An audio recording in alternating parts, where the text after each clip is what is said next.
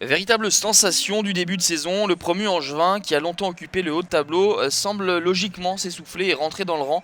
Les 5 défaites en 6 matchs des joueurs de Stéphane Moulin attestent ce constat.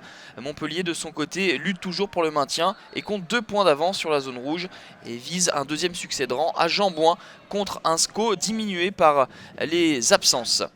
Et elles vont se faire sentir finalement dès le début de cette rencontre. À la 2e minute de jeu, c'est Kevin Berrigo qui ouvre le score suite à cette combinaison sur corner.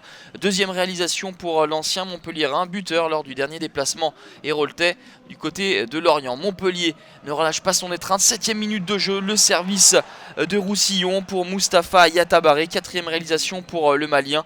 Son 3e but lors des 4 dernières titularisations.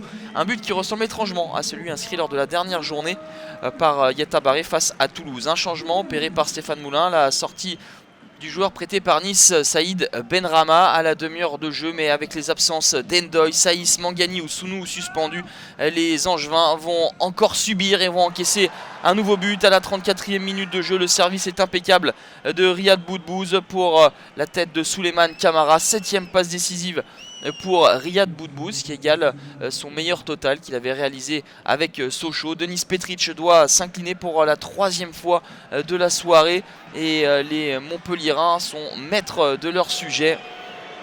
Angers, d'habitude solide défensivement, encaisse comme contre Lyon 3 buts à domicile, 3-0 à la pause pour Montpellier qui a su se montrer réaliste, il est vrai.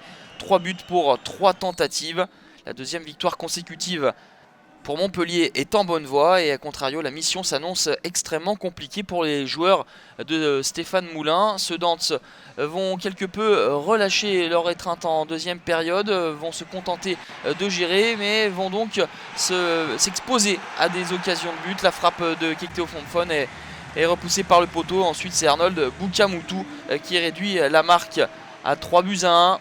Lui qui était donc entré à la demi-heure de jeu à la place de Benrama. Yatara cède sa place également. On essaye tous les changements possibles pour essayer de renverser la vapeur du côté de Stéphane Moulin. Les Montpellierins conservent leur avantage de 2 buts pour l'instant. Mais en toute fin de partie, le bon ballon de Kektéo Fonfon pour Goran Karanovic. Premier but du Suisse en Ligue 1, lui qui arrive en provenance de Saint-Gall. Il était rentré également en cours de jeu, mais le score n'évoluera plus.